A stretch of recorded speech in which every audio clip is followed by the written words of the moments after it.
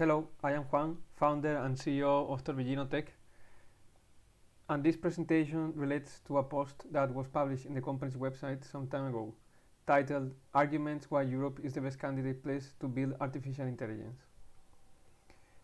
But before that, let me comment a couple of ideas. In that post, I mentioned science and the history of science, of Europe in particular, so I thought it would be interesting to compare computer science and physics, for example. This is something that we have already talked about before. By comparing these two, we can better understand what computer science is, its limitations, and what are the major challenges, very roughly speaking. First, let's talk about programming languages, which is of course a key element of computer science.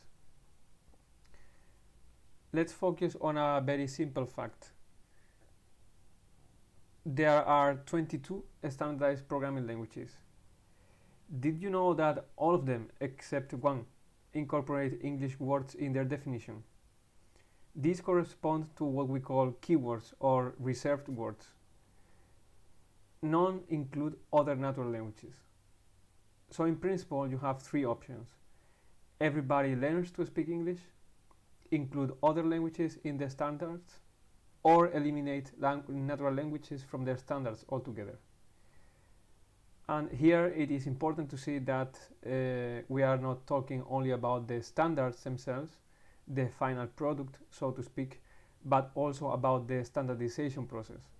And that is more subtle, but you will also see there the clear influence of English, the English language, the natural language.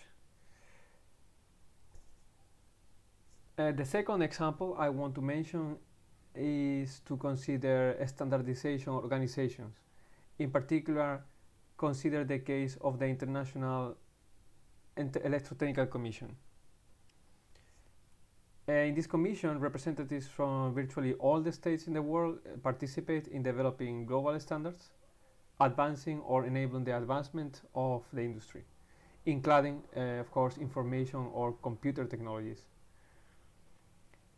Well, did you know that the Republic of Taiwan has no representation in this commission, even though it is the base of operations of some of the most important or popular companies in the industry? This is, quote, simply quote, due to the fact that the Republic of Taiwan is not recognized as a state by the United Nations. So these are just some examples of some limitations, two different examples, and this is how the internet has been provided to us, so to speak. This is already a historical process.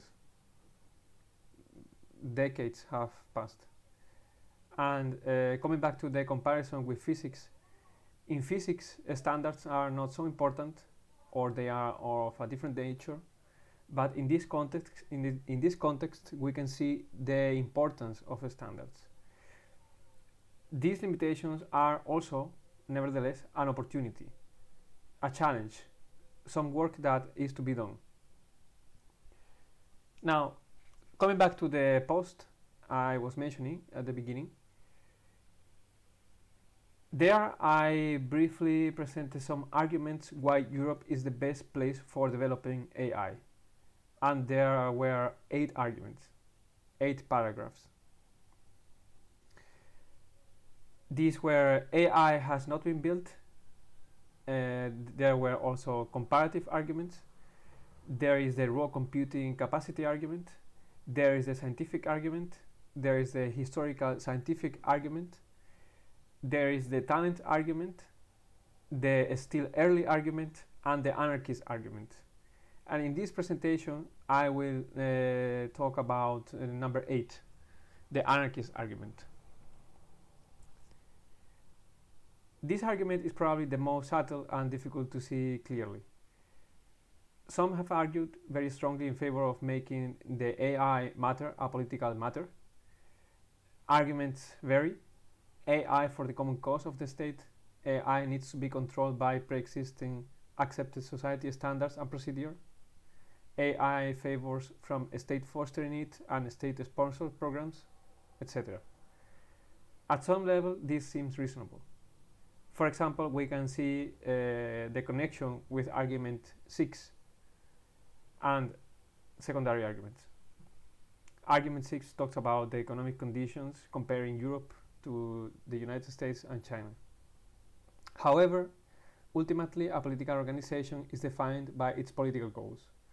And regarding technology, a political organization has to and strives to subordinate technology to achieve its own goals.